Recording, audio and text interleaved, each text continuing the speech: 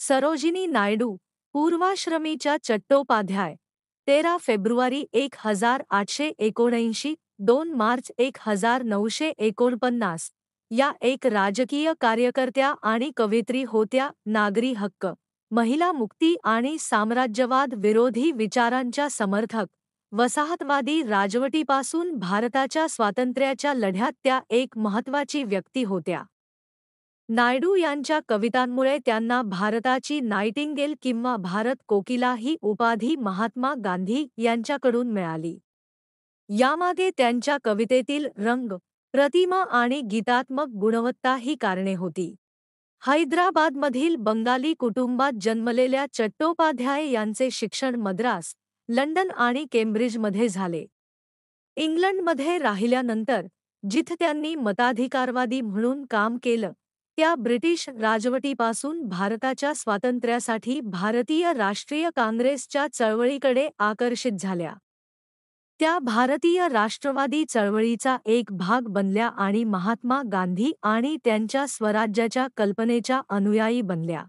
1904 पासून नायडू या वाढत्या प्रमाणात लोकप्रिय वक्त्या बनल्या. त्यांनी भारतीय स्वातंत्र्य आणि महिलांच्या हक्कांचा, विशेषतः महिलांच्या शिक्षणाचा प्रचार केला. न्याय तर्काच्या 5 भागांच्या वक्तृत्व रचनांनुसार त्यांच्या वक्तृत्वाने अनेकदा युक्तिवाद केले. त्यांनी 1906 मध्ये कलकत्ता येथे भारतीय राष्ट्रीय काँग्रेस आणि भारतीय सामाजिक परिषदेला संबोधित केले. पूर निवारणासाठीच्या त्यांच्या सामाजिक कार्यामुळे त्यांना 1911 मध्ये कैसरे-हिंद पदक मिळाले. नायडू यांनी महात्मा गांधी, गोपाळ कृष्ण गोखले, रवींद्रनाथ टागोर आणि सरला देवी चौधरी यांच्याशी घनिष्ठ संबंध निर्माण केले. 1917 नंतर, त्या गांधींच्या ब्रिटिश राजवटीविरुद्धच्या अहिंसक प्रतिकाराच्या सत्याग्रह चळवळीत सामील झाल्या. ब्रिटिश राजवटीपासून मुक्त होण्याच्या त्यांच्या सतत प्रयत्नांचा एक भाग म्हणून ऑल इंडिया होम रूल लीगचा एक भाग म्हणून नायडू 1919 मध्ये लंडनला गेल्या. पुढच्या वर्षी त्यांनी भारतातील असहकार चळवळीत भाग घेतला. 1930 मध्ये, गांधींना सुरुवातीला महिलांना दांडी यात्रेसाठी सामील होण्याची परवानगी द्यायची नव्हती, कारण अटकेच्या उच्च जोखमीसह ती यात्रा शारीरिकदृष्ट्या कष्टाचीही होती.